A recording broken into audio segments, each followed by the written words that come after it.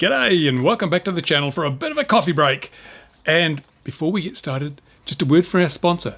Today's edition is brought to you by Generic, the new brand of coffee. Right, that's that out of the way. What are we going to do? What is this new section of the channel? Well, I just thought it would be nice to have sort of an informal, excuse me, put my glasses back on, an informal kind of a chat, just cover some of the stories. It's not drone news, but there will be a bit of news, and look at some of the videos I've done, some of the feedback, because some of the videos have got an enormous amount of feedback. The one I did on the UK drone situation, the CAA, £16.50 a year registration, that's had nearly 700 comments, and yes, I've read them all. Some of them I read twice because they were so damn good.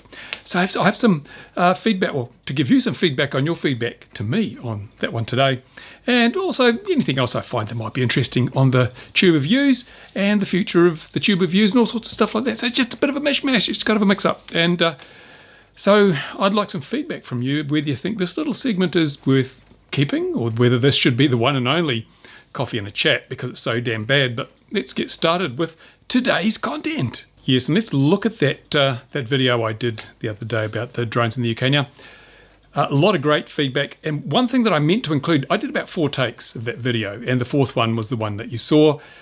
And in the earlier takes, I did include some things which got left out, because usually when I do a retake, it's because the damn video's gone on far too long, and I want to try and condense it down a bit, reduce the length, because you don't want Lord of the Rings, do you? But speaking of New Zealand, look, yes, it's official, it's true. People around the world have voted and decided that the New Zealand accent, the Kiwi accent, is the sexiest on the planet. That's why when you're watching my videos, your wife will come over and sit beside you or sidle up beside you, or just sit nearby so she can hear my dulcet tones. And that's probably why you yourself are feeling a little bit of a tingle down there when you listen to my videos. It's the Kiwi accent. Fantastic, isn't it? Anyway, also why women swoon at my feet. No, I think that's actually because I don't change my socks often enough. But anyway, getting on. Yeah, that UK drone situation. Now, there's no way around it.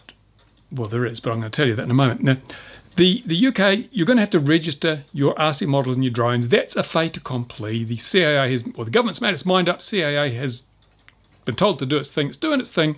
And you're going to have to pay. You're going to have to pay your £16.50 because, as it says in that discussion paper, the CAA can only recover its costs from the people it regulates. So unless they're going to be really smart and clever and charge the airline pilots, the ones who keep complaining about drones, the ones who, in theory, will benefit from this registration, then it's going to be you guys who are going to pay it. £16.50, but there is a way around it. And I think this is a message to the BMFA and all the model clubs in the UK. The BMFA first, right? You guys didn't get your blanket exemption. You wanted to be exempt. I think, from what I read in the comments, people said that the BMFA went to CAA and said, look, we have a registration system already where all our members are registered. It will give you access to that so you don't have to ping them £16.50 and make them go through the whole registration process again. Isn't that a great idea? To which the CAA said, not listening. So there's been no response from CAA, apparently, according to what I read in the comments. Maybe I'm wrong. Maybe people lied. I don't know. But that seems to be the situation. So BMFA, CAA has told you what they think of your idea in no uncertain terms. And I think what you have to do is just do the same right back. How are you going to do that? Well, it's simple, isn't it? Because the people making these regulations aren't the sharpest knives in the drawer, not the brightest bulbs in the fitting, it's pretty easy to get around some of the things they're doing. Now, they have tried to be clever, as bureaucrats so often do. They've said, well, we're going to have 2 forms of registration. We're going to have the operator and the flyer. And if you're both, well, you have a sort of amalgamated, but as yet undefined, registration. So there's 2 key numbers. You're going to get your registration number that goes on all your drones and your model aircraft. And you're going to get your flyer number, which I guess say you have to have tattooed on your forehead to meet the requirements of section 666 of the relevant regulations.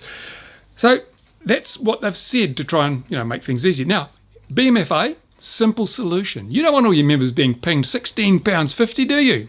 So what you do is say, we are the drone operator. We are the RC model operator for all our members. So they go to, when the registration's up, they go along, they fill out the operator's registration requirement, pay £16.50, and then they give a number out to all their members, and all their members put that number on their RC models, right? So the operator has registered, and all the models have a registration number. That part of the law is complied with. Now, all the members individually go to CAA and they register as a flyer. They sit the little online exam and they get their flyer's number and get it tattooed on their forehead. So when PC Plod or the CAA or whoever, Margaret Thatcher, she's dead, isn't she? Who's the current one? I don't know, the one that's handling Brexit so very well. When she comes along to your field with a whole lot of armed police to check that you guys aren't planning to bring down airliners, you'll be able to show your compliance. Here are all our radio-controlled models and drones with the required registration number. Here is my flyer number to prove that I am competent and I've registered on the CAA website. Everything is complied with, but instead of getting 30 or 40,000 times the £16.50 that BMFA members would have to stump up, CAA gets £16.50 for the lot of them, right? And it's fully legal, fully compliant with the way the thing's drafted at the moment. Will that change? It may well change. Maybe CAA in the UK is watching this and they'll go, geez, we never thought of that. Quick, fix that, fix that. But let's face it, bureaucrats are more likely to be munching on biscuits and drinking coffee than actually watching my videos. So I urge the BMFA to do that. You know, as soon as that, the 1st of October rolls around, get in there and register on behalf of all your members as the operator of all the models, because as the national body, you are effectively the operator of all the models. You are. So you can legitimately register and then give that number out to all the flyers who are members of your organisation. Problem solved. Good one. What do you think? Is that a clever idea? Put that in the comments down there if you think it's all right. Okay, but enough of such silliness. Okay, enough of that. And I have to point out that other people did think of the single drone operator in the comments.